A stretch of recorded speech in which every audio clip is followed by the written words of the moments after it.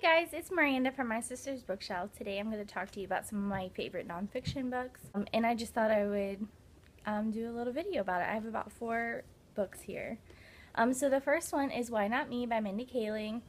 Now this covers everything from beauty secrets to her relationships. And I have a few different things that I've marked here. Some of my favorite essays that are in them. One is A Perfect Courtship in My Alternate Life, and so this just marks a little part where she has this pretend if she would not have gone to be an actress, and what she would what would have happened in her life. I really liked that, and it was really cute. And it went on the way that the story went. It was through different emails. This alternate version of Mindy Kaling emailing back and forth between the different people that, her different relationships.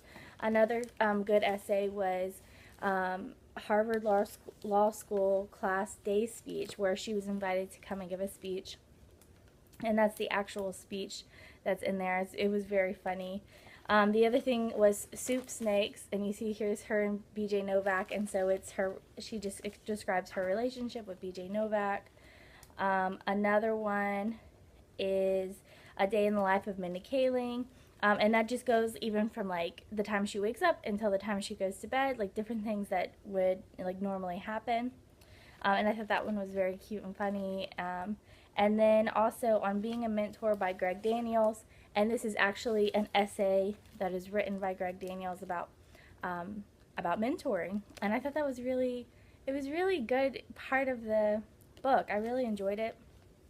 I think the overall message of Why Not Me by Mindy Kaling is about self-worth and self-confidence, and just being confident in who you are and what you do, and to make things happen for yourself. I thought this book was very nice. It was very good. The next book I want to talk about is BossyPants by Tina Fey, and I didn't actually physically read this. I listened to it. But the overall gist of it, it talks about her childhood, her teenage years, her improv crew, and even jobs that she had to do before she finally got to SNL and 30 Rock. And this book was just funny and charming and just sweet, and she even talks about her daughter. And this was written in 2011, so things have changed for Tina Fey even now, I'm sure. But I just thought this was very good. I think the overall message of BossyPants was being a woman in the workplace and all the problems that you have to deal with that.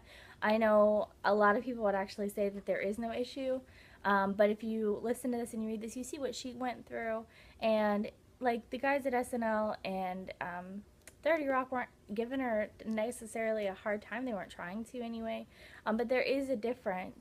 And it's also a fight for women to have equal pay and equal, just an equal playing field in the workplace. And she talks a lot about that, but at the same time about how to still rock at it. And it was very interesting, very good, very funny.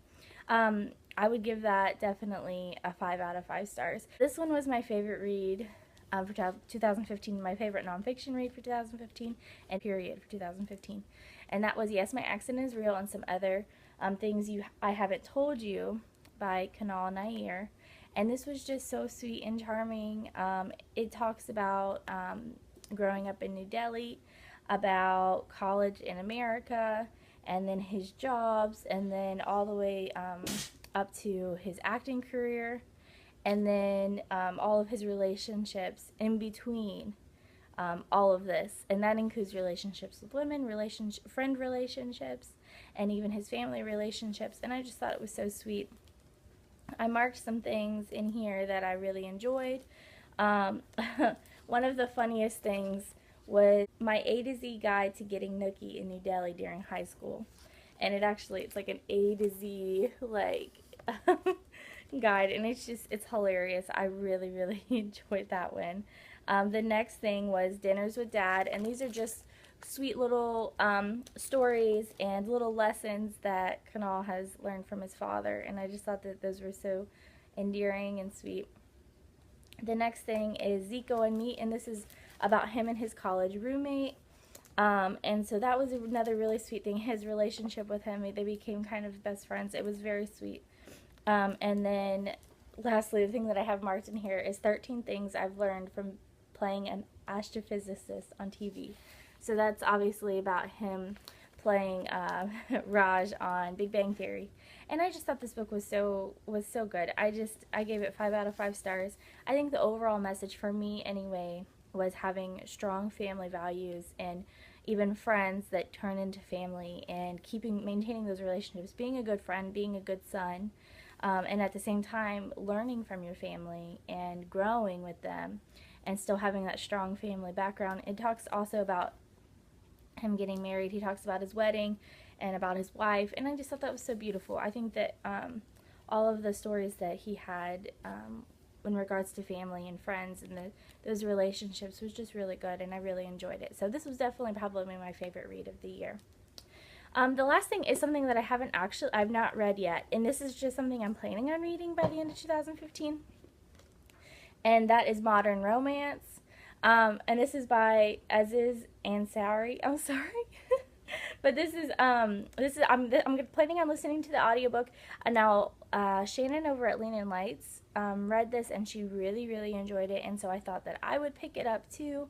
I really am interested in reading it. This came out this year, I think, in 2015. So I definitely want to get it done before the end of 2015. I hope to anyway.